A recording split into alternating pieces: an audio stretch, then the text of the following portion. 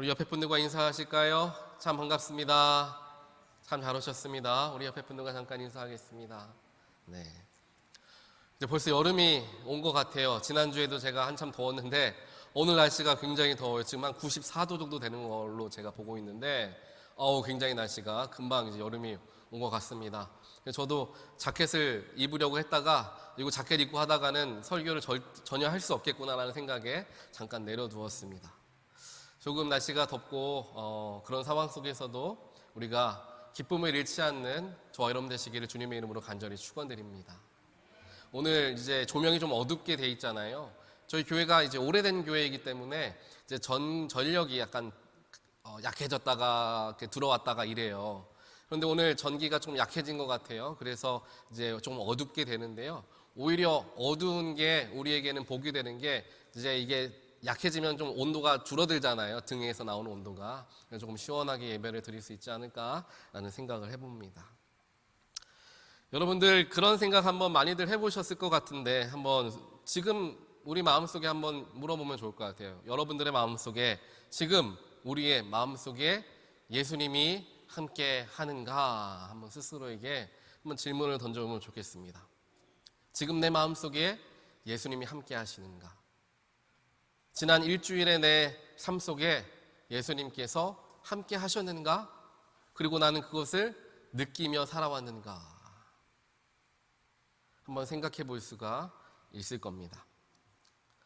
그런데 아마 다들 비슷하실 거예요. 때때로는 한 주가 예수의 은혜로 가득해가지고 예수님 생각 막 가득한 한 주를 보내는 때가 있는가 하면은 세상의 여러 일들로 바빠서 한 주를 돌아보니까 예수님이 느껴졌던 때가 있나라는 생각을 해보게 될 때도 있습니다. 어떤 주일에는 내가 오늘 하나님 앞에 나와 은혜를 많이 받고 가야지 라는 기대하는 마음으로 예배 자리에 앉으실 때가 있고 어떤 때에는 또 그냥 주일이니까 예배하는 자리지라고 예배 자리에 앉아 있을 때도 있을 겁니다. 그런데 우리의 삶의 전체를 한번 살펴보시면서 우리가 스스로에게 물어볼 수 있어야 돼요.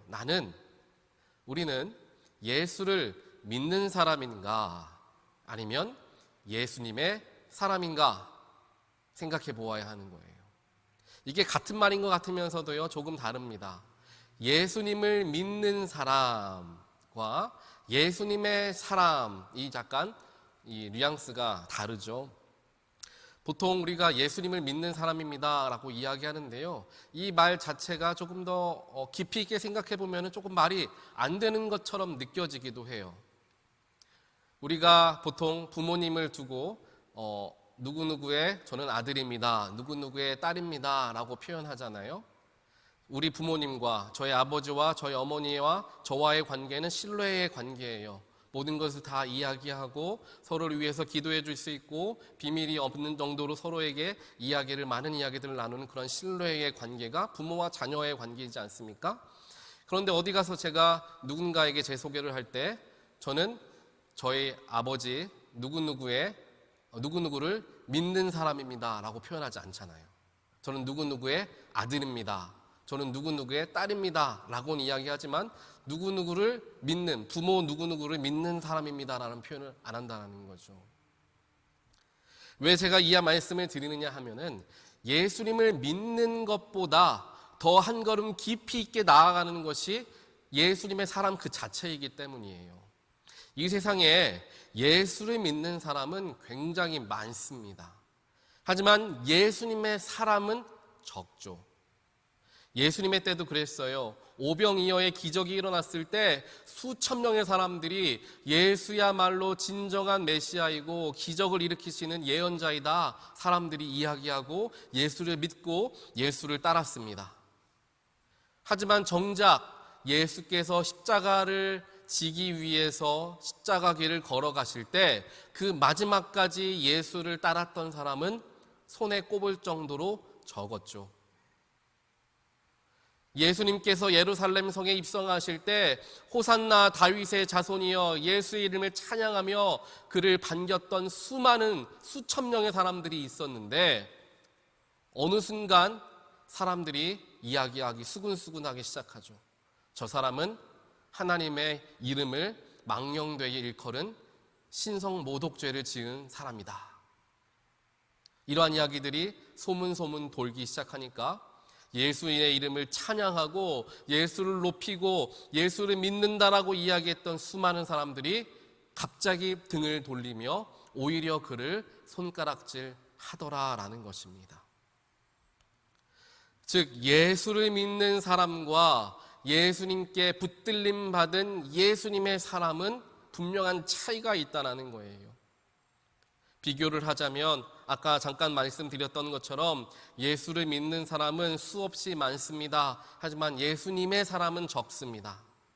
예수를 믿는 사람은 작은 바람에 낙엽처럼 흩어지는 경우가 많습니다. 하지만 예수님의 사람은 시련이 있어도 그것을 극복해 나가는 삶을 살아갑니다. 예수를 그냥 믿는 사람들은 은혜와 기적과 표적만을 쫓으며 살아갔지만 예수님께 붙들린 예수님의 사람은 예수님 자체를 사랑하는 사람이 된다는 겁니다. 다시 한번 우리 스스로에게 물어볼 수 있어야죠. 나는 예수를 믿는 사람인가? 아니면 예수님께 붙들림 받은 예수의 사람인가? 우리 스스로에게 물어보아야 하는 겁니다. 지난 몇 주 동안 굉장히 저에게는 의미가 있었던 일들, 또 많이 분주했던 때를 보내게 되었습니다. 이제 풀 멤버로 안수를 받기 전후로 많은 일들이 저에게 일어났어요. 그 일들을 쭉 지금까지 보니까 이런 마음이 들었습니다. 하나님께서 이 안수식 전후의 일들을 통하여서 저를 영적으로 훈련시키시고 단련시키기를 원하셨나 보다라는 생각을 이제 말씀을 오늘 준비하면서 하게 되었습니다. 안수식 전후로 설교할 기회들과 세미나를 인도할 기회들, 또 기도하는 일들이 등의 여러 가지 기회들이 저에게 주어지게 되었습니다. 그래서 이 설교와 세미나와 기도 등을 준비하면서 지금까지 저와 함께 하셨던 하나님, 또한 목회자로 세워주시며 나를 인도하신 하나님의 그 소명을 기억할 수 있었던 자리들을 갖게 되었죠. 또 제가 몇 주 전에, 2주쯤 전에 말씀드렸던 그 필리핀에 계시는 홍성욱 선교사님을 미국에서 만나게 되면서 제가 처음 하나님 앞에 목회자로서의 소명을 다시 한번 확인하는 그 자리에 제가 한번 다시 돌아가 보는 그러한 기회를 하나님께서 저에게 허락해 주셨습니다. 그리고 지난 주일에는 많은 성도님들과 함께 스톨을 제 어깨에, 즉 멍에를 제 어깨에 매면서 어깨가 저릴 정도의 그런 고통을 느끼게 하시면서 목회자의 길이 이렇게 무거운 것이다라는 것을 다시 한번 깨우치게 해주신 하나님을 경험하게 되었습니다. 그렇게 안수식 전후로 굉장히 많은 일들을 하나님께서 저에게 맡겨주시면서 그 하나하나의 일들이 마치 바늘로 수가 놓아지는 것과 같이 이제 목회자의 모습으로서 저를 향한 하나님의 뜻이 하나로서 연결되어지는 것을 경험하게 되었습니다. 그러다가 며칠 전에 제가 꿈을 꾸게 됐어요. 어저께 제가 토요일 새벽 나오신 분들하고는 잠깐 나눴는데 제가 무슨 꿈을 꿨냐면 제가 이런 꿈은 평생 처음 꾸는 꿈이었습니다. 천국에 가는 꿈을 제가 꿨어요. 천국에 가는 꿈을 꿨는데 어땠을까? 다들 궁금하시죠? 천국이 어땠을까? 궁금하시죠? 그런데 제가 느꼈던 거는 그렇게 대단한 것처럼 보이지는 않았어요. 왜냐하면 예전에 제가 어렸을 때 부흥회 가면은 강사 목사님들이나 혹은 간증 집회 가면은 천국을 다녀왔다 이런 분들 오셔가지고 강하잖아요. 그럼 천국에 가보니까 황금길이 펼쳐져 있고 집들이 아주 보석으로 박혀져 있고 그런 이야기들 많이 저도 들었거든요. 천국은 그런 곳인가라는 생각이 막연하게 있었어요. 그래서 제가 꿈에서 물론 그게 진짜 천국이라고는 알 수는 없겠지만요. 제가 꿈에서 본 천국은 그것과는 좀 달랐어요. 어떻게 달랐냐면 굉장히 평범한 모습이었습니다. 하지만 평범했지만 지금 우리가 살아가는 세상과는 굉장히 다른 느낌을 많이 받게 되었습니다.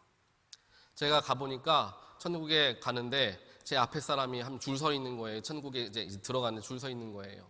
근데 앞에 있는 분은 안타깝게 지옥으로 가시더라고요. 그쪽 길로 가시더라고요. 왼쪽 길로 빠지시더라고요. 근데 이제 제 차례가 와서 천국으로 들어가는 길로 들어가게 됐습니다. 그렇게 문을 열고 들어갔는데, 문을 열고 들어가니까 정말 무슨 유럽의 멋진 스위스라든지 이런 데에 초원이 쭉 펼쳐져 있잖아요. 그런 초원이에요. 그런 초원이 펼쳐져 있고, 그곳에서 사람들이 335 모여가지고 서로 막 너무나 행복하게 대화를 나누고 이야기를 하는 사람들이 이곳저곳에, 저는 이제 아래를 내려다보는 거예요. 그렇게 사람들이 모여가지고 행복하게 이야기를 나누는 거예요. 날씨는 너무나 봄 날씨와 같이 춥지도 않고 덥지도 않고 아주 따스한 햇볕이 이렇게 넘치는 그러한 날씨가 펼쳐져 있었고, 정말 그 눈으로 담겨져 있는 세상이 너무나 아름답고 제 마음속에 평안이 넘치는, 전혀 근심 걱정이 없는 그런 마음이 제 안에 가득한 것을 느끼게 됐습니다. 그래서 천국이라는 곳이 대단한 곳처럼 막 아름답게 막 그런 보석으로 되어 있는 곳은 아니었지만, 분명하게 제가 구별할 수 있었던 것은 너무나 평안하다라는 거예요. 아무런 근심도 없고 걱정도 없고, 사람들의 표정에 가식적인 표정도 하나도 없고, 서로가 아주 행복한 모습으로 서로와 대화하고 이야기하는 모습들 속에서 이곳이야말로 이게 진짜 천국의 모습일 수 있겠구나라는 생각을 해보게 되었던 것 같습니다. 이렇게 마지막으로 제가 천국에 대한 꿈을 꾸게 되면서, 제가 안수식 전후로 말미암아 분주하고 바빴고, 또 목회자로서의 소명을 다시 한번 확인하고, 또 그 목회자의 길이 어려운 길이라는 것을 지난주 주일에 다시 한번 묵상하게 되었던 그런 모든 마음이 이제 천국의 꿈을 꾸면서 다 이제 하나로 합쳐지는 것을 경험하게 되었습니다.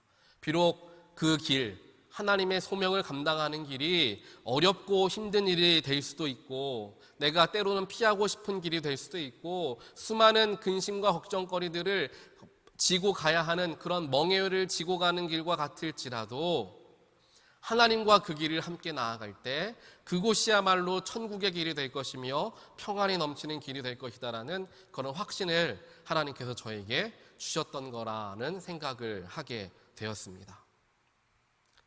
결국 우리의 삶도 마찬가지입니다. 목회자라고 해서 목회자만이 특별한 삶이, 특별한 소명이 주어졌다라는 게 절대로 아니죠. 우리 평신도들에게도, 그리스도인들에게도, 우리 모두에게는 하나님의 소명이 주어진 우리는 삶을 살아가는 그러한 귀한 하나님의 백성들입니다. 삶에서 하나님을 쫓아 살아간다는 것, 아까 말씀드렸던 것처럼 예수님께 붙들림 받은 예수의 사람으로 살아가는 것 절대로 쉬운 일이 아니라는 거죠. 성경의 수많은 인물들, 예수를 따랐던 인물들 중에 어디 평안하게 예수님 믿은 사람이 있습니까? 세상 축복받으면서, 사람들에게 박수 받으면서 물질의 축복 누리고 건강 축복 누리며 살아가며 예수 섬겼던 사람들 나옵니까? 아마 손에 꼽을 정도로 거의 별로 나오지 않을 거예요. 예수님의 제자들 중에서는 아무도 없었죠. 그렇지만 그들의 삶을 깊이 있게 들여다보면 그들은 세상 그 누구보다도 가장 행복한 삶을 살아갔던 인물들이었음을 우리는 알고 있습니다. 비록 사도 바울과 같이 예수 그리스도의 복음을 전하는 상황 속에서 죽을 위기도 겪어야 하고 남들의 손가락질도 당해야 했으며, 자기가 배워왔고 자기가 쌓아왔던 것을 다 뒤로하고 예수만을 쫓아 나아가야 하는 결단함의 연속인 삶을 살아갔지만, 그는 그 속에서 하나님께 불평하고, 하나님, 내가 주님 따라 나왔는데 왜 내 인생은 이렇게 힘들고 어렵습니까? 라고 하나님께 원망하는 모습은 하나도 나오지를 않습니다. 사도 바울은 오히려 자신에게 있었던, 자기가 치유하고 싶었던 질병까지 치유되지 않은 속에서 하나님이 오히려 그 은혜가 너에게 족하다라는 말씀을 허락하시며, 이것마저도 나에게 주신 하나님의 은혜인 것을 깨달았던 인물이 사도 바울이었죠. 베드로도 마찬가지고 사도 요한도 마찬가지이며, 예수님을 끝까지 쫓아 따라갔던 모든 인물들은 세상적으로 보았을 때에는 정말 형편없어 보이고 손가락질 당하고 핍박당하는 것처럼 보였지만 하늘에서 얻을 보화는, 하늘에서 얻을 상급은 세상 그 누구와도 비교할 수 없는 놀라운 상급이 하늘에서 기다리고 있었음을 우리 모두는 성경을 통하여 소망함을 가지며 살펴볼 수 있게 된다라는 것입니다. 결국 소명을 이루며 살아가는 길, 가시밭길과 같을 수 있지만 예수와 함께하기 때문에 그 가시밭길조차도 기쁨과 감사함의 길이 됨을 우리 모두가 기억하고 그 길을 쫓아 나아갈 수 있어야 한다는 것입니다. 결국 우리를 불러주신 곳이 천국이 됨을 기억해야 한다는 거죠. 하나님께서는 저와 여러분에게 삶의 자리를 각자에게 허락하여 주셨습니다. 가정이라는 공동체를 주셨고, 또한 나에게 주어진 직업, 또한 내가 살아온 삶의 배경, 나에게 주어진 교회 공동체, 또한 내 주변에 있는 이웃과 친구와 사랑하는 가족들, 하나님께서 우리에게 각자에 맞게 허락하여 주셨습니다. 때로는 그 속에서 내 욕심에 채워지지 않음으로 말미암아 그 가족을 향한, 공동체를 향한, 혹은 더 나아가 내 삶을 향한 원망함들이 우리에게 찾아올 때가 있죠. 하지만 하나님은 분명하게 우리에게 말씀하십니다. 그 자리가, 그 주어진 그곳이 나 혼자 있는 것이 아니라 예수와 함께하는 자리가 될 때 그곳이야말로 나의 삶의 가장 행복한 곳이요, 가장 의미 있고 가치가 있는 곳임을 우리 모두가 깨닫게 될 것이라고 하나님께서는 오늘 우리에게 말씀해 주고 계십니다. 오늘 본문 말씀을 보게 되면 제자들을 부르시는 예수님의 모습이 기록이 되어 있습니다. 그렇게 다른 마가복음 이외의 다른 복음서들과는 다르게 간단하게 짧게 기록이 되어 있죠. 예수님께서 부르시고 그 부르시며 제자들을 삼으시고 제자들을 삼으셔서 세상에 보내시는 그 진정한 목적과 이유가 이 짧은 오늘 말씀 3절에 고스란히 담겨져 있습니다.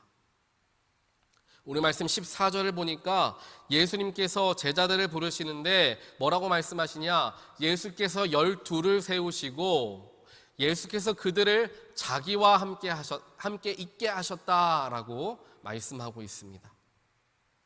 그리고 그 뒤에 이어서 이제 그들을 내보내어서 말씀을 선포하게 하셨다라고 이야기하죠.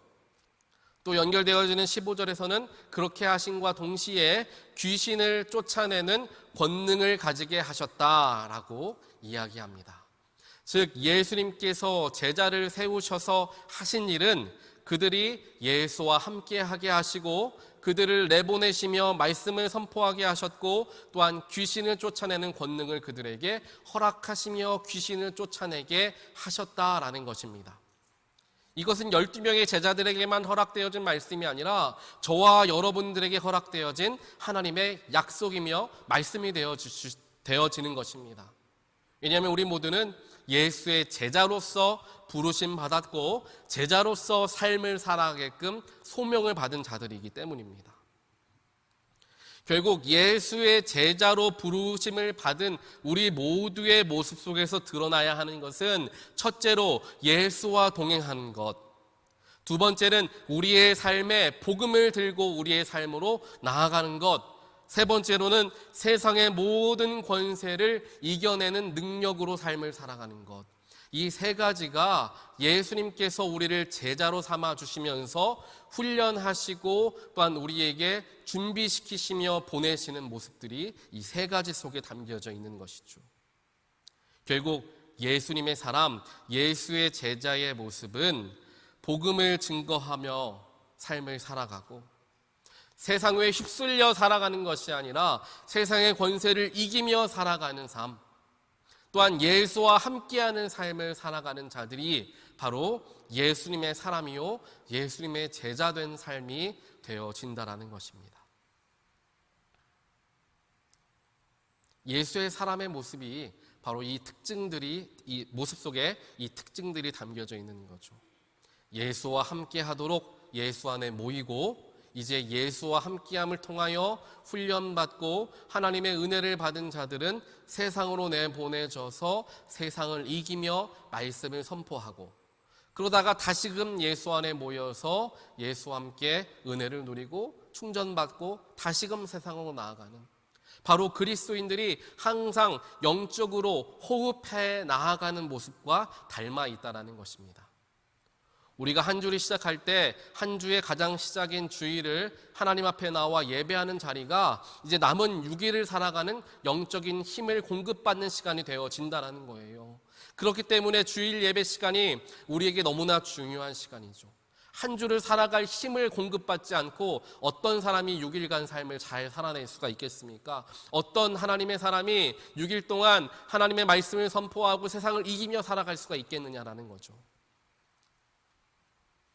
주일 예배를 드리지 못하고 하나님께 주일 성수하지 못하며 한 주를 시작하게 되면 아무래도 세상에 휩쓸릴 일들이 생기게 되고 하나님의 뜻보다는 내 뜻에 따라서 살아가게 되는 경우들이 많아질 수밖에 없다라는 거예요. 그래서 예수님께서는 제자들을 먼저 부르시고 공급하시고 보내셔서 선포하시며 세상을 이기는 제자로 삼으셨다라는 것입니다. 이것이야말로 진정 예수와 함께하는 사람의 모습, 예수의 제자의 모습이 되어지죠. 이런 이야기를 들었습니다. 한 목사님이 계셨는데 이제 복음을 사람들에게 증거하는 일들을, 이제 노방 전도를 하시던 일들을 하고 계셨어요. 그렇게 복음을 전하는데 어떤 사람이 와가지고 그 목사님에게 계속 그 목사님의 전도 사역을 방해하고 그 목사님에 대해서 욕을 퍼부으면서 그 목사님께서 복음을 선포하지 못하도록 방해하며 그를 괴롭혔던 한 사람이 옆에 찾아왔다고 해요. 그렇게 목사님을 욕을 하고 목사님이 전도도 못하게 계속 방해하는 상황 속에서 이 목사님은 얼굴빛 하나 바뀌지 않고 웃는 모습으로 미소를 지으며 그 사람이 이야기하는 말을 다 듣고 있더라는 거예요. 그렇게 한참을 목사님을 괴롭히다가 그 욕을 한 바가지 했던 그 사람이 이제 돌아갔습니다. 그러나 저 멀리에서 그 목사님과 목사님을 욕하는 사람의 모습을 지켜보던 한 사람이 찾아왔어요. 그래서 목사님에게 묻죠. 어떻게 저 사람이 그렇게 목사님한테 당신에게 욕을 하고 그렇게 못살게 구는데 어떻게 아무 말도 안 하고 미소만 지으면서 있었습니까? 라고 이제 물어봤다는 거예요. 그러니까 목사님이 대답하시기를, 저 사람이 나에게 선물을 하나 가져왔는데 나는 그 선물을 받지 않기로 했기 때문에 웃을 수 있었습니다 라는 얘기를 했다는 거죠. 그 사람이 욕을 하고 목사님을 못살게 굴고 전도를 방해했지만 목사님은 그것을 받지 않은 거예요. 그럼 어떻게 됩니까? 그 모든 것은 그 사람이 다시 가지고 가는 거죠. 그 사람이 이야기하고 목사님에 대해서 욕을 하고 뭘 하고 하더라도 목사님은 거기에 대꾸할 필요가 없었던 거죠. 나는 그걸 그냥 받지 않으면 되니까. 그렇게 대답하는 이야기를 듣고 그 이야기를 들은 사람이 깜짝 놀라서 그 목사님의 교회를 찾아가서 그 교회의 교인이 되었다라는 이야기를 들어본 적이 있습니다. 결국 이 목사님의 삶을 통하여서 그는 복음 증거하는 것이 가장 큰 목적이었지 다른 사람과 다투고 예수가 어디 있느냐라는 말에 대해서 하나하나 논박하며 그 사람을 설득시키는 그것이 중요한 것이 아니었던 거죠.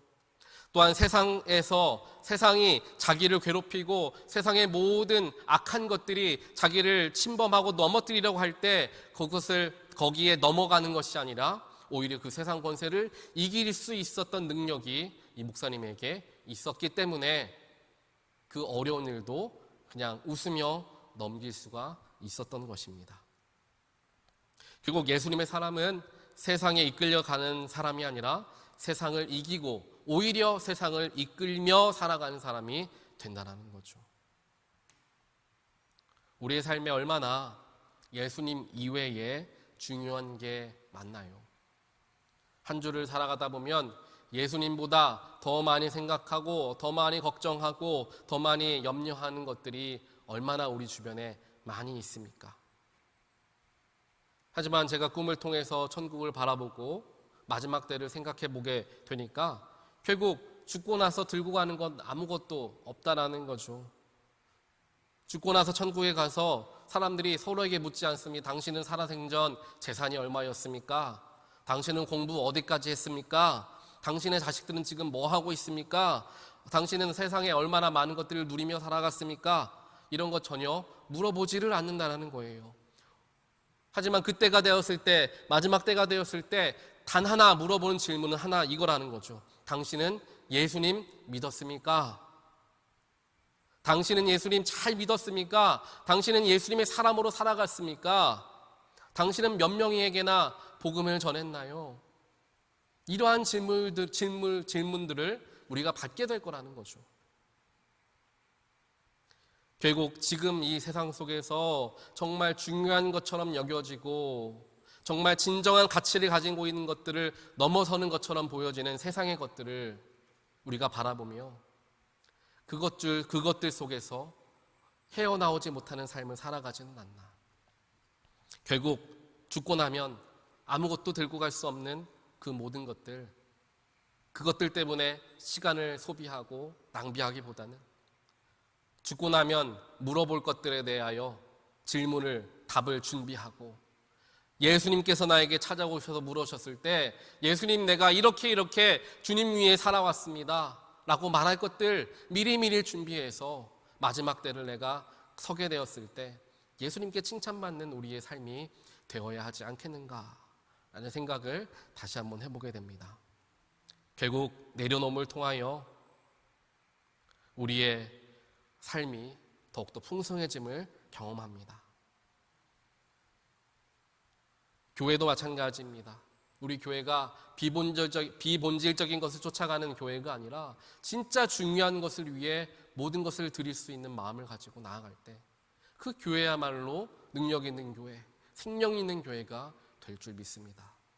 이러한 믿음을 가지고 우리의 삶을 되돌아보며 나는 예수님의 사람인가? 우리 교회는 예수님의 교회인가? 다시 한번 한 주간 묵상하며 나의 삶을 조정해 나아가는 저와 여러분의 삶이 되시기를 주님의 이름으로 간절히 축원드립니다. 같이 기도하겠습니다. 사랑의 하나님, 감사합니다. 오늘 말씀을 통하여서 예수님께서 제자들을 세우시는 모습을 바라보며 우리들의 삶을 다시 한번 묵상해 보게 되었습니다. 세상의 가치들의 마음을 빼앗기고 세상에서 중요하다 여겨지는 것들 때문에 나의 시간을 낭비하고 나의 열정을 낭비하고 내 건강을 낭비하였던 우리의 연약함과 우리의 부족함을 용서하여 주시고 진정한 가치가 되는 영원한 것에 마음을 둘 줄 아는 우리의 믿음을 갖게 하여 주시옵소서. 그래서 세상 사람들이 우르르 몰려가는데 나도 쫓아가는 것이 아니라 예수가 계시는 곳, 비록 사람이 많이 모이지 않는 곳이라 할지라도 예수가 가시는 곳으로 나도 따라가게 하시고, 비록 그 걸어가는 길이 힘들고 어려운 길이다 할지라도 결국 예수와 함께 걸어갈 때 그곳이 나에게 가장 행복한 곳, 가장 평안한 곳이 됨을 믿으며 저희들 주님 따라 나아갈 수 있도록 주여 축복하여 주시옵소서. 그래서 마지막 때에 주님 앞에 섰을 때 사랑하는 내 아들아, 사랑하는 내 딸아, 내가 너를 한참을 기다렸다, 네가 참 수고하였다 칭찬받게 되는 우리들의 삶이 될 수 있도록 오늘부터 준비하게 하시고 그러한 나의 모습이 되도록 나의 삶에 필요 없는 것들을 잘 정리하고 진정한 가치를 쫓아나가는 삶이 될 수 있도록 노력하는 우리가 되게 주여 축복하여 주시옵소서. 이 모든 말씀 예수 그리스도 이름으로 간절히 기도드리옵나이다. 아멘.